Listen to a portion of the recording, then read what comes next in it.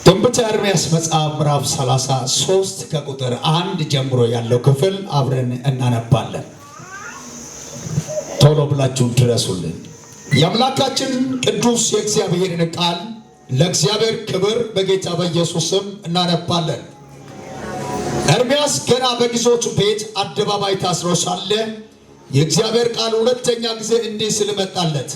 ስሙም እግዚአብሔር የሆነው ያደረገው እግዚአብሔር ያጸናው ዘንድ የሰራው እግዚአብሔር እንዲህ ይላል፣ ወደ እኔ ጮህ እኔም እመልስልሃለሁ፣ አንተ የማታውቀው ታላቅና ኃይለኛ ነገርን አሳይሃለሁ። አሜን አሜን አሜን። ቦታውን በደንብ አድርጋችሁ ካነበባችሁና ስነበብ ከሰማችሁ በዚህ በእውነተኛው ቃል ተመርኩዤ በውስጥ ያለው ታላቅ መለኮታዊ መልእክት ለእናንተ እናገራለሁ። የመልእክት ዋናው ሐሳብ እንዲህ የሚል ነው፣ እግዚአብሔር ጩኸትን ሰምቶ ይመልሳል። አሜን። ሰምቶ ይመልሳል። እስከ ዛሬ ድረስ የጮኸው ጩኸት እግዚአብሔር ሰምቷል። ሃኖ ጋካናው ነው ዋስሮ ዋሶቶ ሳይሲስ እስከ ዛሬ የጸለቀው ጸሎት እግዚአብሔር ሰምቷል። ዛሬ ከዚህ ሰዓት ጀምሮ የመልስ ጊዜ ይሆናል። አሜን። የመልስ ጊዜ ይሆናል። ሁለት እጃችሁ ወደ ላይ አንሱና እግዚአብሔር በሉት። ጩኸትን ሰምቷል። እግዚአብሔር ጸሎትን ሰምቷል።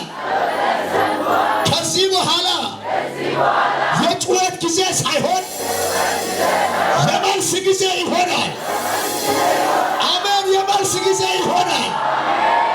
አሜን። የመልስ ጊዜ ይሆንልሻል። አሜን። የመልስ ጊዜ ይሆንላችኋል። የመልስ ጊዜ እኔ በጣም አምኜበት ለራስ ልረከበ እንደኔ የምታምን ከሆነ ይሆንልሃል። የኔ የጩኸት ጊዜ ሳይሆን የመልስ ጊዜ ነው። ይህ ጊዜ የመልስ ጊዜ ነው። እስከ ዛሬ የጸለቱ ጸሎት የሚረከብበት ጊዜ ነው። እጅ ከፍ አድርግና የሚረከብበት ጊዜ ነው በሉት። ከዚህ በኋላ በእጅ ይገባሃል። ከዚህ በኋላ በእጅሽ ይገባልሻል። ከዚህ በኋላ በእጃችሁ ይገባላችኋል። አሁን ይገባል። አሁን ይገባል። ስለ ኤርምያስ አንዳንድ ነገሮችን እናገራለሁ። ኤርምያስ እንግዲህ በመጽሐፍ ቅዱስ ስለ የኤርምያስ ታሪክ አንዳንድ ሰዎች ታውቁታላችሁ። በሆነ ኤርምያስ ሳይሰራ በፊት በኤርምያስ ላይ ታላቅ የእግዚአብሔር አጀንዳ ነበረው። ኤርምያስ የተወለደበት ቦታ ደቡባዊ ክፍል አናቶት በሚባልበት ሰፈር መንደር ከገጠራማ ስፍራ ነው ኤርምያስ የተወለደው። ግን አንድ ነገር እልሃለሁ፣ እግዚአብሔር ምርጫው ባንተ ላይ ከወደቀ ከተማም ተወለድክ ገጠርም ተወለድክ ይሰራል ጌታ። አሜን አሜን አሜን። ገጠር መወለዱን አይከለክለው፣ ምርጫው ግን ሰማያዊ ይሆንለት። ሁለት እጅ ወደ ላይ ከፍ አድርግና ምርጫዬ በለው እስኪ ሰማያዊ ነው። ምርጫዬ ሰማያዊ ነው። የመረጠኝ እግዚአብሔር ነው። ሃሌሉያ። እንግዲህ ኤርምያስ ሳይሰራ የእግዚአብሔር አጀንዳ ታላቅ ስለሆነ አልፋም እሱ ነው፣ ኦሜጋም እሱ ነው፣ መጀመሪያም እሱ ነው፣ መጨረሻም እሱ ነው። ስለዚህ ጅማሬው እሱ የሆነው ጌታ፣ ፍጻሜም እሱ የሆነው ጌታ ኤርምያስ ሳይሰራ አውቋል። አዎ አውቋል። እንካተህ ውሰድ። ከዚህ በኋላ በእውነት ውሰድ። ስማ፣ ወደ ምርጫው ትገባለህ። እግዚአብሔር የመረጠው ሌላ፣ አንተ ያለበት ሌላ። ከዚህ በኋላ ወዲያውኑ ትመለሳለህ። አጠገብ ሰው ያዘውና ከዚህ ሰዓት ጀምሮ በለው እስኪ እግዚአብሔር የመረጠበት እግዚአብሔር የወሰነውና በአንተ ሕይወት ሊያደርግ ያሰበው የመረጠውና የተመረጥክበት ሌላ ነው። አንተ ያለህ ሌላ። ከዚህ በኋላ ወደ እግዚአብሔር ምርጫ ትገባለህ። ሰው አለባቶራ ትገባለህ ወደ እግዚአብሔር ምርጫ። ይህ ከባድ መልእክት ነው ለተቀበለው ሰው ሆኖለት እና አናቶች ገጠር፣ መንደር፣ ሰፈር ኤርምያስ ተወለደ። የተወለደው በእግዚአብሔር አጀንዳ፣ የተወለደው በእግዚአብሔር እቅድ፣ ገና ሳይወለድ በማኅፀን ሳይሰራ በፊት እግዚአብሔር መርጦታል። ለዛም ለአሕዛብ ነቢይ አድርጎ መርጦታል፣ ሾሞታል። አንዳንድ ጊዜ ማን ነው በአንተ ላይ እጅን ጭኖ የጸለየው? ማን ነው ሹመት የሰጠው? ሹመት ከሰማይ ነው። ምንም ልታመጣ አትችልም። ጃጅ ከፋርክና የኔ ሹመት በሉ እስኪ ሰማይ ነው በሉ እስኪ። የሾመኝና የጠራኝ እግዚአብሔር ነው።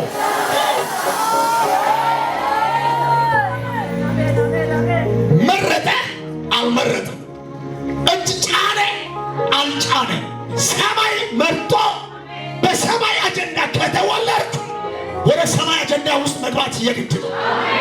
ኢየሱስ ጌታ ነው። ይሄን የተናገርኩበት ምክንያት ስላለ ነው። ኢየሱስ ጌታ ነው። መረጠው። በኤርምያስ ላይ ማንም እጅን አልጫንም።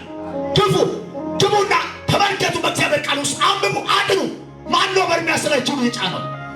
ነገር ግን በኤርምያስ ላይ የተጫኑ እጆች ክፉ እጆች ናቸው።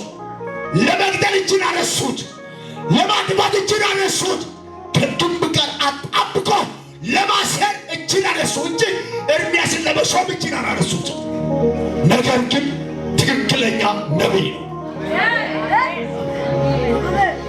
ዛሬ ላበረታታል ይፈልጋል። ሰው አልሾመኝም ብለህ እግዚአብሔር የሰጠውን ጸጋ ቁጭ አታድርግ። ጸጋው ሰማይ ከሆነ ከሰማይ የመጣ ጸጋው ወይም እግዚአብሔር ራዩን ጸጋው በውስጥ ካስቀመጠ ቀን በቀን እሱን ለማሳደግ ሞክር እንጂ ሰው አልጫነኝም፣ ሰው እንዲያደርገለኝ፣ ሰው አልመደበኝም አትበል። ሰማይ ከመደበ ይበቃሃል። ውጣ፣ ወንጌልን ስበክለት። በጊዜ ባለ ጊዜ ወንጌልን ስበክ። እግዚአብሔር ከአንተ ጋር ይሆናል። አሜን፣ አሜን፣ አሜን፣ አሜን፣ አሜን። ይኸው ተመልከቱ እና ኤርምያስ ተወለደ። ብዙ ታሪክ ቢኖርም ብዙ ቦታ ለመሄድ ጊዜው ስለሚያጥርብኝ ልመለስ። ኤርምያስ እዚህ ቦታ ላይ ስንመጣ ኤርምያስ ያለው በግዞት ቤት ነው። የታሰረው በወህኒ ቤት ነው። በአደባባይ ታስሮ ነው ያለው። ነገር ግን ባለ ራእዩ ቢታሰርም ራእዩ አይታሰርም። ኢየሱስ ጌታ ነው። ባለ ራእይ ስለሆነ ባለ ራእዩ ታስሯል። ነገር ግን ራእዩ አልታሰረም። ያለው በግዞት ቤት ነው ያለው። ተወስዶ ተማርኮ በሄደበት ቦታ ነው ያለው። ያለበት እስር ቤት ነው ያለው። በአደባባይ ታስሮ ሆኖ እያለ እግዚአብሔር ሁለተኛ ጊዜ ወደ ኤርምያስ መጣ። ዛሬ ለአንድ ሰው ከሰማይ ይመጣል። ሁኔታው ግራ ተጋብቶ ታስረ ካለ በታሰርክበት ቦታ ይመጣል። እጅ ከፍ አድርገና ባለውበት ቦታ ይመጣል። ወለስከ ማካንያ ሎዳሻና ከማሃቶር ከፍ አድርገና ባለውበት ቦታ ይመጣል። ወለስከ እኔ ባለውበት እየተጨነቅኩ እያሰርኩ ሁሉ ነገር ግራ ተጋብቶ ባለውበት እግዚአብሔር ይመጣል። ዛሬ ለአንድ ሰው ክዳኑን እያደሰ ይመጣል። ክዳኑን እያደሰ ይመጣል። ልጄ እያለ ይመጣል። አሜን፣ ይመጣል። ይመጣል። እግዚአብሔር ይመጣል። ጠብቅ ብቻ። ዛሬ ሌሊት እቺ ሌሊት እስከምትነጋ ድረስ ከአምላክ ጋር የምትገናኝበት ጊዜ ናት። እየሰማነ ከአምላክ ጋር የምትገናኝበት ጊዜ ናት። እቺ እስከምትነጋ ድረስ ክብሩ ሳታይ አታድርም። እቺ ሌሊት እስከምትነጋ ድረስ ከአምላክ ጋር ሳትነጋገር አታድርም። እግዚአብሔር ራሱ መጥቶ ከአንተ ጋር ይነጋገርሃል። አዎ፣ በአንተና በእግዚአብሔር መካከል ያለው ግድግዳው ዛሬ አፍርሼዋለሁ። የኃጢአት ግድግዳውን አፍርሼዋለሁ። የበደል ግድግዳውን አፍርሼዋለሁ። ተመልከቱት። እግዚአብሔር ግን መጣ። በአደባባይ ታስሮ እያለ ሁለተኛ ጊዜ ወደ ኤርምያስ ጋር መጣ። እችን አንድ ነገር ስሙ። ስንተኛ ጊዜ ነው ወደ ኤርምያስ ጋር እግዚአብሔር የመጣው? እችን አስምሩበት። ስንተኛ ጊዜ ነው መጣው? ሁለተኛ ጊዜ። እሺ ሳሙኤል በቤተ መቅደስ ውስጥ ሆኖ እያለ ኤሊ በደከመ ጊዜ ሳሙኤልን ስንት ጊዜ ነው የጠራው? መጀመሪያ ሳሙኤል ኤሊ ሆይ ጠራኸኝ? እኔ አልጠራሁም፣ ሂድና ተኛ። እሺ ተኛ። ሁለተኛስ ምን ሆነ? ሳሙኤል ኤሊ ሆይ ጠራኸኝ? አልጠራሁም፣ ተኛ። ሶስተኛ ጊዜ ምን? ሳሚ እችን አስምሩበት ያልኩበት ምክንያት አለ። አሁን ክዳኑን እያደሰ ድጋሜ እየጠራ ድጋሜ ሰው እያደረገ ድጋሜ ካፈር ከድንጋይ ከአቧራን በሙሉ እያራገፈ አሁን በድጋሜ ያነሳሃል። አሜን፣ ያነሳሃል። ሁለተኛ ጊዜ ምስል መጣ። ስሙም እግዚአብሔር የሆነው ያደረገው እግዚአብሔር ያጸናው ዘንድ የሰራው እግዚአብሔር እንዲህ ይላል። ምን ይላል? ወደ እኔ ጮህ፣ ወደ እኔ ምን ጮህ፣ እኔስ ይመልስልሃል። አሁን በዚህ ቦታ ላይ አንድ ነገር እነግርላችሁ። እኔ ማወራው ሁለት ሳይዝ፣ አንደኛ ከአንተም የምጠበቅ ነገር አለ፣ ከእግዚአብሔርም የሚጠበቅ ነገር አለ።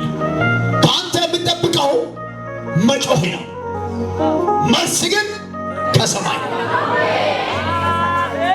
አንዳንድ ሰው ከራሱ የሚጠብቀው ነገር ሳያቅ ዝም ብሎ ይኖራል። ዝም ብላችሁ ኑሩ። ከአንተ የምጠብቂ ነገር አለ። ለምኑት፣ ቀጥሎስ ይሰጣችኋል። ፈልጉ፣ ሰዓት ታገኘም። መዝጊያን አንኳኳ፣ ይከፈትላችሁ።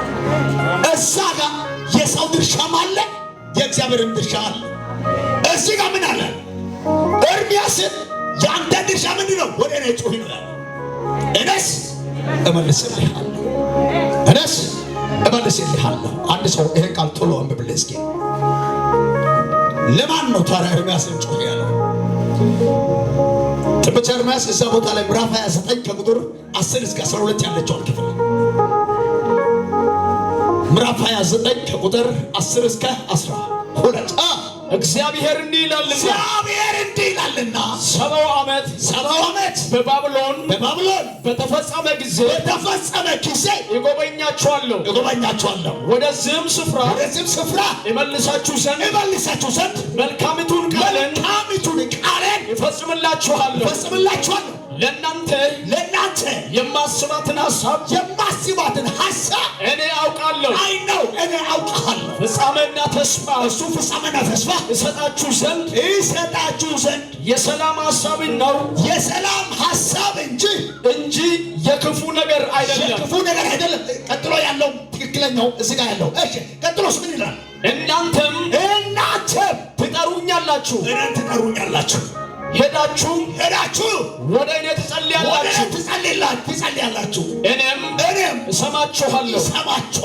እናንተም ትሹኛላችሁ፣ በፍጹም ልባችሁ ካሻችሁኝ ታገኙኛላችሁ። ወደ እኔ ምን ታደርጋላችሁ? ትጸልዩልኝ፣ እኔስ ደግሞ ይሰማችኋል። እጅግ ከፍ አድርግና እግዚአብሔር ጸሎትን ይሰማል በለው እስኪ። እግዚአብሔር ጩኸትን ይሰማል በሉት። አሜን፣ ይሰማል። ይህ በክርስቶስ ዓለት ላይ የተመሰረተች ዓለም አቀፍ ቤተክርስቲያን የዩቲዩብ ቻናል አገልግሎት ነው። ይህንን ቪዲዮ እስከ መጨረሻው ስለተከታተላችሁ ከልብ እናመሰግናለን። ሌሎች እንደነዚህ አይነት መንፈሳዊ አገልግሎቶች እንዲደርሷችሁ ይህንን ቻናል ሰብስክራይብ፣ ላይክ፣ ሼር በማድረግ ለሌሎች ይህንን አገልግሎት እንድታጋሩ ስል በጌታ ፍቅር እንጠይቃችኋለን። ይህንን አገልግሎት መደገፍና ማገዝ የምትፈልጉ ከስር በምትመለከቱት በባንክ አካውንቶቻችን ላይ አቅማችሁ የቻለውን በመደገፍ አገልግሎቱ እንዳይደክም ለማገዝ የምትፈልጉ ማገዝ የምትችሉ መሆኑን በጌታ ፍቅር ልናሳውቅ እንወዳለን። ይህ በክርስቶስ ዓለት ላይ የተመሰረተች ዓለም አቀፍ ቤተክርስቲያን የዩቲዩብ ቻናል አገልግሎት ነው።